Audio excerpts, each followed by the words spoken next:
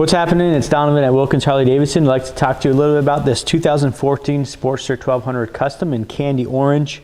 Wilkins recently put about $550 into this bike during the Dyno certification. One of the major things we did was replace the front tire. We also did a 10K service. Even though the mileage is only at 8,900, full 10K service. We flushed the brake fluid, checked all critical fasteners.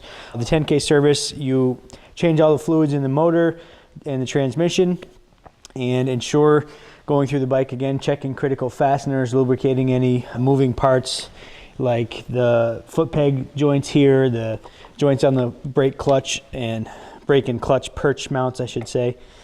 A couple of my favorite features on this bike: the Sportsters are light and nimble. This one particularly has a chrome engine guard, Cobra slip-on mufflers here, as well as the detachable passenger backrest and luggage rack, which is nice for going on short trips, or if you have a passenger, a little extra space for a luggage. Again, Donovan at Wilkins Harley-Davidson. This is the 2014 Sportster 1200 Custom in candy orange, a very beautiful color. Give us a call or stop down in the shop, 802-476-6104.